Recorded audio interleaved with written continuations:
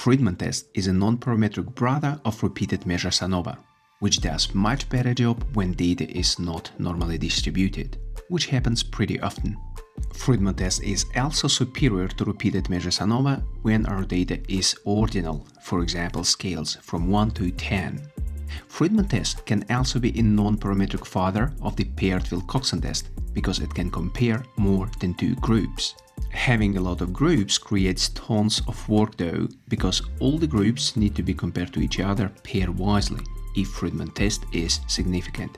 However, one simple command conducts and visualizes Friedman test you see on the screen, automatically conducts and displays pairwise tests, and even corrects the p-values for multiple comparisons. So let's get the data and learn how to easily get all these results. For that, we'll load the Ethereum package and take marketing data from it, which shows money spent on 3 advertising channels: YouTube, Facebook and newspaper.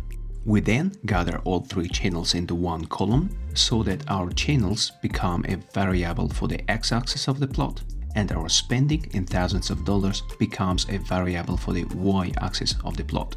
Finally, we'll reduce the dataset a bit to make the plot look better. For repeated measures, the data needs to be sorted so that the first observation of the first channel pairs with the first observation of other channels. If our data is sorted, we are ready to compute the test. And the best way to compute Friedman test, in my opinion, is the ggWithinStats function from ggstatsplot package, which needs only 4 arguments. First, our data, which we just prepared.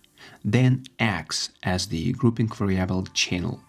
Y is the numeric variable money, and the non-parametric type of statistical approach, which tells ggWithinStats to conduct Friedman test. Such simple command results in this statistically rich and publication-ready plot. Now let's interpret the results.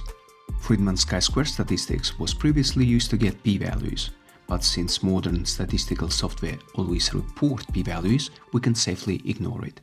The p-value helps to test the null hypothesis, which says that channels get similar amount of money, while the alternative hypothesis says that channels get different amount of money.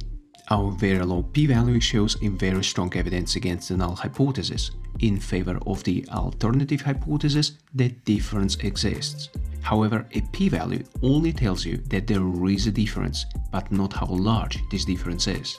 Fortunately, ggWithinStats provides Kendall's coefficient of concordance with 95% confidence intervals as the measure of the effect size for Friedman test. The interpret Kendall's W function from effect size package helps to interpret this effect size and even provides the reference for interpretation. Our effect size of 0.64 is substantial.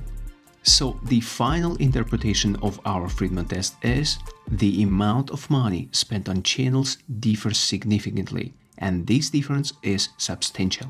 However, our global Friedman test doesn't say which channels exactly do differ, and that's where pairwise comparisons come into play.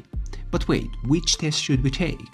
Well, fortunately, ggWithinStats knows that we need Darwin-Conover pairwise tests after significant Friedman test.